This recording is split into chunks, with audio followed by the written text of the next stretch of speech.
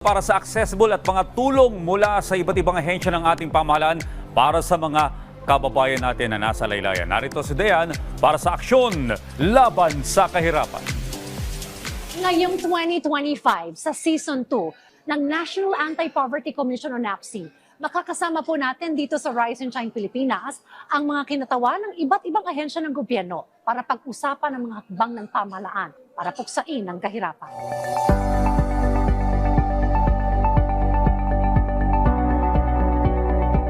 Kasabay po ng pagdiriwang ng 27th founding anniversary ng National Anti-Poverty Commission ay sinasagawa po itong Philippine Poverty Reduction Summit 2025. At kaugnay po niyan, makakasama po natin ang lead convener ng NAPC, walang iba, si Cal Lopez Santos III. Secretary Santos, magandang araw po sa inyo. Magandang araw, Ma'am Dayan, at magandang araw sa ating mga kababayan.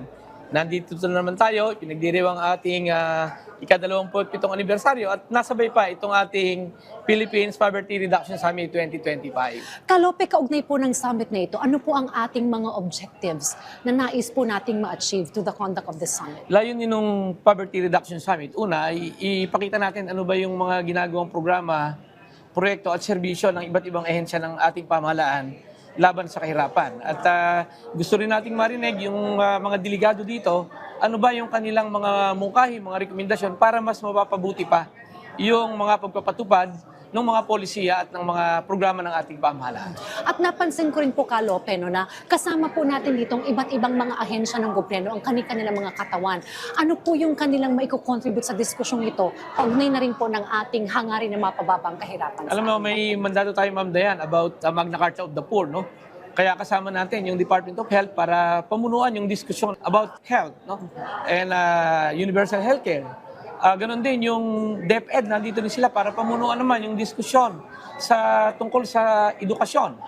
Yung ating DOLE, nandito rin para pamunuan yung talakayan tungkol sa trabaho. At yung DSUD, makasama rin natin para naman pamunuan yung mga talakayan tungkol sa pabahay at yung Department of Agriculture para sa pagkain. So yan yung pangunahing talakayan dito sa Poverty Reduction Summit. Nagbigay rin po kayo ng inyong mensahe kanina patungkol po sa iba't ibang mga strategiya para mas mabawasan pa po ang antas ng kahirapan po sa ating bayan. Can you tell us more about these strategies, Kalope? Kaugnay po ng layunin ito. Number one is hinahanap natin yung mga nangangailangang komunidad at sektor at naipahayag natin kanina yung 7 sektor, no, na nangangailangan yung mga komunidad ng magsasaka, komunidad ng mangingisda, indigenous peoples, informal settlement, yung mga nasa geographically isolated and disadvantaged areas at saka yung mga conflict areas. So yun yung unang strategy, hanapin ito. At pangalawa, yung convergence ng mga programa ng gobyerno dito sa mga areas na ito. At pangatlo, yung participation ng mga local government units bilang mga frontliners ng ating poverty reduction program. Plus yung pang-apat, yung capacity building ng ating mga batayang sektor para sama-sama dito sa mga komunidad na ito. At nang sa gayon ay mas mapabilis natin yung laban sa kahirapan. Kaugnay po ng mga local government units, may mga kasama rin po tayo to summit na ito para po sa diskusyon. Oo, kasama natin ang mga local government units na nakita natin na mayroon ng mga best practices. Una na, yung South Cotabato na pinamumunuan ni Governor Reynaldo Tamayo. Kasama natin yung Dinagat, pinamumunuan ni Governor Demiray, yung Municipality of Bayambang, nandyan, hanggang barangay level nandyan. Kasama natin yung League of Provinces of the Philippines, League of Cities of the Philippines, League of Municipalities at Liga ng mga Barangay. Alright. Kaugnay naman po ng 27th founding anniversary, looking back for the past years, ano po yung mga napagtagumpayan na po ng NAPC? Well, masasabi natin na kagaya ng mensahe ko, dun sa nakaraang 27 taon, mula 31.8% ng poverty incidence, so itinayo yung NAPC. Ngayon ay nasa 15.5%. So malaking tagumpay yung pangangalahati ng poverty incidence sa ating bansa. At tinatarget pa ito ng ating Pangulo na maging single digit by 2028. At palagi ko ito ay malaking milestone at ito yung resulta ng pagtutulong-tulungan ng mga programa at proyekto, including the public investment ng ating pamahalaan na inilagay doon sa mga poverty reduction program. And regarding that, Kalope, yung theme natin for this summit, convergence towards single-digit poverty incidence by 2028. And I want to ask you again, are we on track on achieving that single-digit poverty Well, incidence? ang isang measure natin ito na mas napababa pa natin yung poverty incidence dun sa pre-pandemic, from 16.7, na ibaba pa natin ito ng 15.5. Kaya masasabi ko, we are on track. Plus nakita natin napakaraming programa ng gobyerno na makakatulong dito para ma-achieve natin yung target natin by 2028 single-digit poverty incidence.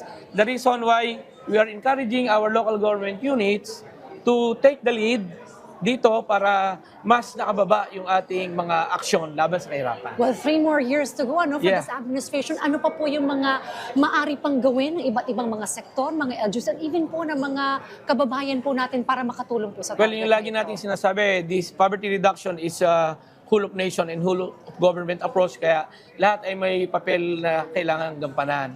At yan yung sinasabi natin, kailangan ng matibay na pagkakaisa, focused programs, projects, and services doon sa areas at saka sa sektor. With a leadership of course, the national government by President Ferdinand Marcos at doon sa mga local government units, no? At kasama yung mga batayang sektor, pribadong sektor, lahat ng sektor kasama natin. Okay, Kalope, gusto ko namang itanong yung mga challenges na ating na-anticipate with regard to this target. Ano po yung mga challenges na nakikita natin at paano po natin ito mabibigyan solusyon? Of course, ang main challenge natin ay yun mismong ating mga koordinasyon sa ating mga programa dahil napakaraming involved na agencies. Ito ay isang challenge na paano natin ito mas mapagsasama-sama, paano natin ma-maximize, ma-optimize itong ating available resources at ma-focus dun sa mga masigit na nangangailangan. This is one challenge. And of course, kahit nating sabihin meron na tayong nakalaan na pondo, kulang at kulang pa rin. Kaya nanghihingi pa tayo ng mga dagdag na budget allocation sa ating national government. At ganun din yung mga local government units doon sa kanilang annual investment program ay maglaan din sila ng pondo para sa laban sa kahirapan. Well, with your 27th founding anniversary celebration ngayon, ano po yung mensaheng nais po ninyong iparating sa atin? Well, nagpapasalamat tayo, Ma'am Dayan, sa ating mga kababayan sa patuloy na suporta at kanilang pag-asa na kaya natin yung sugpuin ang kahirapan. At hinihikayat po natin ang lahat na huwag mapagod, tuloy-tuloy tayong manalangin, tuloy-tuloy tayong magkaisa para sa ating mga aksyon laban sa kahirapan. Well, on that note, maraming salamat po sa inyo, Ka Lopez Santos III, ang ating pong lead convener ng National Anti-Poverty Commission. Maraming salamat, Ma'am Dayan, at maraming salamat sa ating mga kababayan. Kaugnay pa rin po ng isinasagawang Philippine Poverty Reduction Summit 2025, makakapanayan po natin ang acting Vice Chairperson for the Basic Sectors mula po sa NAPSI, si Vice Chair Paul Richard Paraguya. Sir, magandang araw po sa inyo. Hi Dayan, magandang araw din sa ating mga viewers, magandang araw sa inyong lahat at sharing with you the anniversary of National Anti-Poverty Commission. Happy anniversary po sa NAPSI. Thank you for all of us. SR Paul, regarding sa ating single-digit poverty incidence by 2028, ano pa po yung mga hakbang na dapat pang gawin? Lalo na po yung mga kasama po natin sa mga basic sector para mapapapa po itong ating kahirapan na naranasan po ng ating bansa. Maganda yung sadya ng ating presidente, no? Bringing the poverty incidence to a single digit. Well, practically, we're talking about a 15 million poor Filipino. No? So, tingnan namin sa batayang sektor, in 2 levels. Yung isang level, Ma'am Dayan, is to be clear and engaging with national agencies. Dapat klaro sa amin kung ano yung tingin namin sa kahirapan para yung solusyon na galing sa amin ay mabigay namin doon sa mga national agencies. On the local level, pagpupo ni Mayor at saka ni Governor, they will be sitting down by July 1, that's tomorrow. And then they will be rolling on mechanisms sa lokal na i-open up nila for good governance participation. So doon tingin namin, kami sa batayang sector have to engage the local government para doon sa aming sariling assessment doon sa area kung paano malutas ang kahirapan. So that's big area for us. Ano po yung mga may pagmamalaki po nating mga achievements sa ating po mga basic sector? Magna Carta has been, Ma'am Dayan, Magna Carta for the poor has been one of the major achievements natin. Well, the second achievement is we were able to gain ground doon sa mga structures ng government sa national na nakaparticipate tayo, PhilHealth Board and all the other structures. We were able to come in. DA has opened up and DNR. What I'm saying is one of the major achievement ng batayang sektor ay tayo ay nakapasok doon. Ngayon, doon sa lokal, tayo ay engaging para nga sa preparation dito sa upcoming na mga mayor, governor, sa local government units. Sa lahat ng ating mga viewers po, join us in the celebration of the establishment of the law, the Magna Carta for the Poor, and also for the 8427 na batas natin. Join us in the celebration, but join us also in the continuing struggle of the basic sector para maging part of the solution and not just part of the statistics. Thank you, Ma'am Dayan. Thank you sa ating mga viewers. Happy celebration and continuing struggle. Bayan, hinihikayat po namin kayong muling tumutok sa ating programa sa darating na Huwebes at samahan niyo po kaming umaksyon laban sa kahirapan.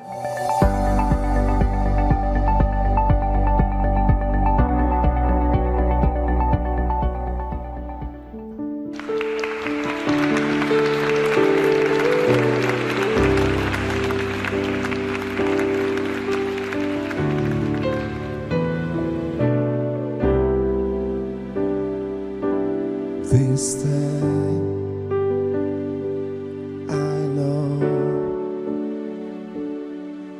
love has gone away. This time, and I know you will say goodbye. And I can't turn back the time, nothing left to hold on. And I just walk away and just pretend.